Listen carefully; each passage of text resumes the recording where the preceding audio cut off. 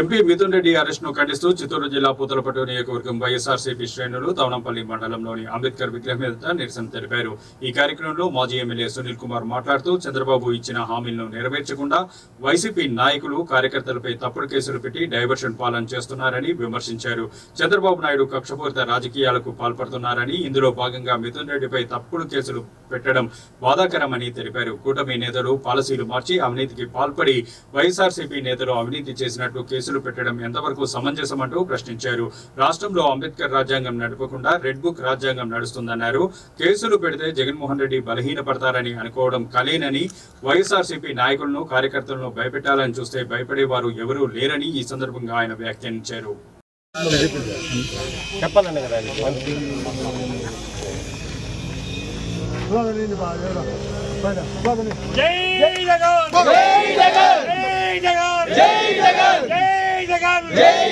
మిత్రెడ్డి రామచంద్రారెడ్డి గారి కుటుంబాన్ని రాజకీయంగా ఇబ్బంది పెట్టాలనే ఉద్దేశంతో ఆయన కుటుంబంలో ఉన్నటువంటి జగన్మోహన్ రెడ్డి గారి అతి సన్నిహితంగా మిథున్ రెడ్డి గారి అరెస్టులను నిర్బంధంగా ఆయన ఖండిస్తున్నాము। మేము మిథున్ రెడ్డి గారి అరెస్టులను యావత్ ఆంధ్ర రాష్ట్రం కూడా ఖండిస్తున్న విషయం మీరంతా గుర్తించాలని మిథున్ రెడ్డి గారి అరెస్టులను మేము ఖండిస్తున్నాము। జగన్మోహన్ రెడ్డి గారికి మిథున్ రెడ్డి గారికి మేము సంఘీభావం తెలియజేస్తున్నాము। పూతలపట్టు నియోజకవర్గం తరఫున పూతలపట్టు నియోజకవర్గం 50 మంది వైఎస్ఆర్ కాంగ్రెస్ పార్టీ సభ్యులందరూ కూడా రామచంద్రారెడ్డి గారి కుటుంబానికి, వైఎస్ జగన్మోహన్ రెడ్డి గారి రాజకీయానికి మేము సంఘీభావం తెలియజేస్తున్నాం। జై జగన్, జై జగన్, జై జగన్, జై జగన్, జై జగన్। మిథున్ అన్న అరెస్టుని సంఘీభావం తెలుపుతూ ఇక్కడ జరుపుకోవడం జరుగుతోంది। ఈరోజు ఆంధ్ర రాష్ట్రంలో అంబేద్కర్ రాసిన రాజ్యాంగానికి బదులు నారా లోకేష్ గారు రచించిన రెడ్ బుక్ రాజ్యాంగం నడుస్తూ ఉంది। లేని సాక్ష్యాలను ఉన్నట్లుగా సృష్టిస్తూ కావలసుకని ఒక కట్టుకతాల్ని అక్కడ కేసులు బనాయించి ఎవరైతే వైఎస్ఆర్సీపీలో యాక్టివ్గా ఉన్నారో ప్రతి ఒక్కరిని కేసులు వేసి వాళ్ళని అక్రమంగా అరెస్ట్ చేయడం జరుగుతూ ఉంది। ఇది మంచిది కాదు, రాజ్యాంగానికి చాలా విరుద్ధం ఇది।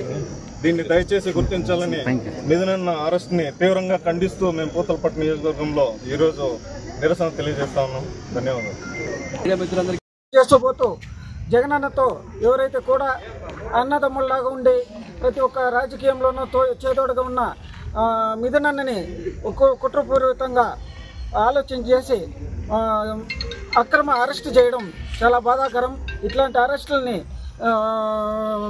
తీవ్రంగా ఖండిస్తున్నాం। ఒక చీకటి జనమని మనం గ్రహించాలా, ఎందుకంటే మిథున్ రెడ్డి గారిని కేవలం జగన్మోహన్ రెడ్డి గారికి సన్నిహితంగా ఉన్నారు, ఆ కుటుంబం సన్నిహితంగా ఉంది, రామచంద్ర రెడ్డి గారు సన్నిహితంగా ఉన్నారు అనే ఉద్దేశంతోనే వాళ్ళని అక్రమంగా అరెస్ట్ చేసి ఈరోజు జైల్లో పెట్టడం జరిగింది। దీని అందరం కూడా మేమందరం ముక్తకంఠంతో ఖండిస్తున్నాం। ఎందుకంటే గత సంవత్సరంగా చూస్తున్నాం, ఎక్కడ చూసిన అరెస్టులు, అనేక అన్యాయాలు చేస్తూ ఈరోజు కూడా ప్రభుత్వం అనేక ఇబ్బందులు పెడుతుంది, ప్రజల్ని ఇబ్బంది పెడుతుంది, ముఖ్యంగా వైఎస్ఆర్ పార్టీ కార్యకర్తలు ఇబ్బంది పెట్టడం జరుగుతోంది। ప్రతి ఒక్కరు కూడా ఈ రోజు ఈ కార్యక్రమంలో అందరూ కూడా కానీ మనం రాబోయే రోజుల్లో కూడా మనందరూ సంఘటితంగా ఉండి వైఎస్ఆర్ పార్టీని బలోపేతం చేసుకుని కూటమి ప్రభుత్వాన్ని ఎదిరిస్తే గానీ మనకు మనుగడ ఉండదు। అందరం కూడా ఈ అక్రమ అరెస్టులన్నింటినీ కూడా మనం ఖండించాలా। అందరినీ కూడా ప్రతి ఒక్కరిని కూడా ఈరోజు మిథున్ రెడ్డి అన్నారు, రేపు ఇంకొకరు అరెస్ట్ చేస్తారు, అదే ప్రతి ఒక్కరిని కూడా కావాలని అరెస్ట్ చేస్తూ ఈరోజు ఒక భయానక వాతావరణం సృష్టించి కేవలం వాళ్ళు ఇచ్చిన సూపర్ 6 పథకాలంతా కూడా అమలు చేయకుండా దాన్ని మగిప పెట్టాలా, దాన్ని డైవర్ట్ చేయాలనే డైవర్షన్ పాలిటిక్స్ చేస్తూ ఈరోజు రాష్ట్రంలో ఒక భయానక వాతావరణం కల్పించి ఒక నియంత్ర పరిపాలన జరుపుతున్నారు। కానీ ఒక ప్రజాస్వామ్యమా, ఇది ఒక మనం నిరసన తెలియజేసాను కూడా పూతలపట్టు నుంచి మనం పూతలపట్టులో చేద్దామంటే కూడా అక్కడ కూడా నిరసన తెలిపేదాన్ని కూడా పోలీసు వారు మనకి పర్మిషన్ ఇవ్వకుండా ఈరోజు ఇట్లా అన్యాయంగా ప్రవర్తిస్తున్నారు। ఇది చాలా హేయమైన చర్య। దీన్ని మేమందరం కూడా ముక్తకంఠంతో ఖండిస్తూ రాబోయే రోజులైనా బుద్ధి తెచ్చుకొని కనీసం ప్రజాస్వామ్యంగా పనిచేయాలని కూడా మేము వాళ్ళకి విజ్ఞప్తి చేస్తున్నాం। అక్కడికి కూడా ఈ యొక్క రెడ్ బుక్ రాజ్యాంగంలో ఉన్నటువంటి భాగంగా ఎమ్మెల్యే అక్కడికి రావడం, మరి అక్కడ వారు మా మీద దాడి ప్రయత్నించే విధంగా పరిస్థితులు కల్పిస్తే మరి పోలీసులు కూడా మాకు అనుమతి ఇవ్వని కారణం చేత చివరి నిమిషంలో మేము మళ్ళీ తవనంపల్లికి రావడం జరిగింది। ఇచ్చేసినటువంటి ప్రతి ఒక్కరికి ధన్యవాదాలు తెలియజేసుకుంటా। ఇదే విధంగా మీ యొక్క సపోర్ట్ కూడా మనందరికీ కావాలి। వైఎస్ఆర్ పార్టీని అందరి చేత కూడా మనం నడిపించబడి బలోపేతం చేయాలని చెప్పి కూడా ఈ సందర్భంగా కోరుకుంటూ విచ్చేసిన అందరికీ కూడా ధన్యవాదాలు తెలియజేసుకుంటూ జై జగన్, జై జగన్।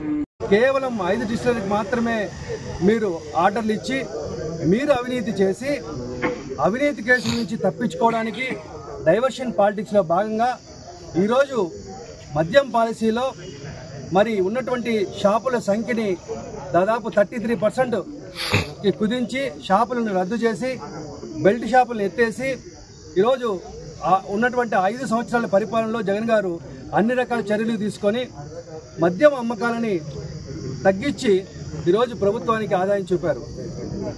ఈరోజు ప్రభుత్వమే మద్యాన్ని అమ్ముతుండగా ఇచ్చినటువంటి డిస్టిలరీ అన్నీ కూడా ఉన్నటువంటి 20 డిస్టిలరీ కూడా అన్నిటికీ డిమాండ్ ప్రకారం ఆర్డర్లు ఇచ్చినప్పుడు ఎక్కడ అవినీతి జరిగే అవకాశం ఉందని చెప్పి ఈ యొక్క ప్రభుత్వాన్ని ప్రశ్నిస్తున్నా.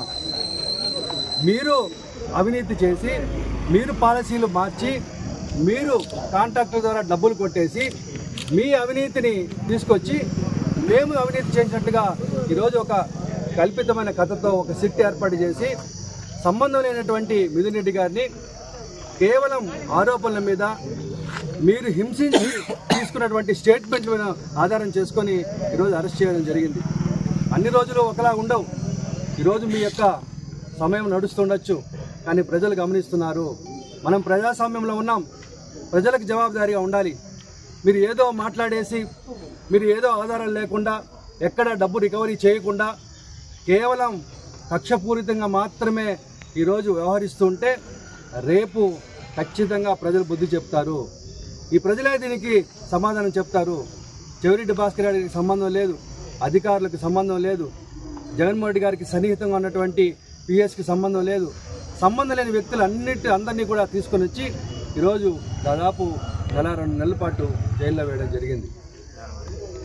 కేవలం వైఎస్ఆర్ కాంగ్రెస్ పార్టీని అణగదొక్కడానికి, వైఎస్ఆర్ కాంగ్రెస్ పార్టీలో జగన్ గారి చుట్టూ ఉన్నటువంటి ఎవరైతే పార్టీలో చురుకుగా పనిచేస్తున్నారో, ఎవరైతే ఈ ప్రభుత్వాన్ని ప్రశ్నిస్తున్నారో, ఎవరైతే ప్రజల్లో ఒక అభిమానం అనేది ఉన్నటువంటి నాయకులు ఎవరైతే ఉన్నారో వారిని అందరినీ కూడా ఒకరిని ఈరోజు జైల్లో పెడితే పార్టీ బలహీనపడిపోతుంది, జగన్ గారు బలహీనపడతారని అని అనుకుంటున్నటువంటి మీ ఆలోచన తప్పు.